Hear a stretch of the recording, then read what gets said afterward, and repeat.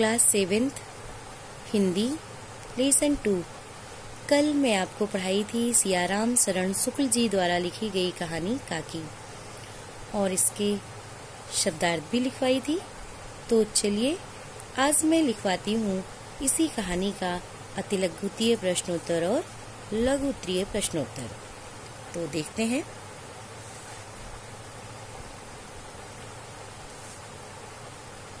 ये देखिए अतिलघुत्तरीय प्रश्न।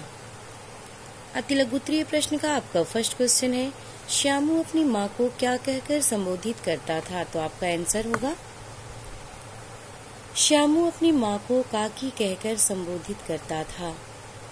नेक्स्ट क्वेश्चन है, पतंग के कागज पर क्या लिखा था? तो आपका आंसर होगा पतंग के कागज पर काकी लिखा था।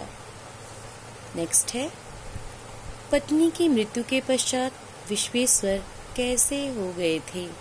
तो आपका आंसर होगा पत्नी की मृत्यु के पश्चात विश्वेश्वर अनमने से हो गए थे। लघुत्तरीय प्रश्न। लघुत्तरीय प्रश्न का आपका फर्स्ट क्वेश्चन है, श्यामू के घर में कोहराम क्यों मचा हुआ था? तो आपका आंसर होगा श्यामू के घर में कोहराम मचा हुआ था क्योंकि उसकी माँ की मौत हो गई थी। नेक्स्ट क्वेश्चन है, श्यामू को माँ के विषय में क्या विश्वास दिलाया गया? तो आपका आंसर होगा श्यामू को माँ के विषय में यह विश्वास दिलाया गया कि उसकी माँ मामा के घर गई हैं।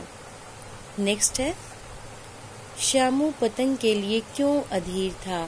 तो आपका आंसर होगा श्यामू पतंग के लिए अधीर था क्योंकि वह पतंग की सहायता से अपनी माँ को राम जी के यहाँ से लाना चाहता था। तो एक बार फिर से इसको देख लीजिए। आपका क्वेश्चन था श्यामू पतंग के लिए क्यों अधीर था? तो आपका आंसर होगा श्यामू पतंग के लिए अधीर था क्योंकि वह पतंग की सहायता से अपनी माँ को राम जी के यहाँ से लाना चाहता था। और लघुत्तरीय प्रश्न का आपका लास्ट क्वेश्चन है, श्यामू को रात भर नींद क्यों नहीं आई? तो आपका आंसर होगा श्यामू को मोटी रस्सी खरीदने की चिंता में रात भर नींद नहीं आई। तो ये था आपका अतिलघुत्तरीय प्रश्नोत्तर और लघुत्तरीय प्रश्नोत्तर। और कल मैं आपको इसी लेसन का दीर्घोत्तरीय प्रश्नोत्तर लिखवाऊंगी।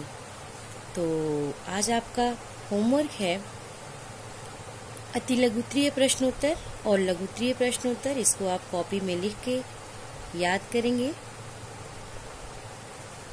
और आज बस इतना ही, आगे कल। Thank you.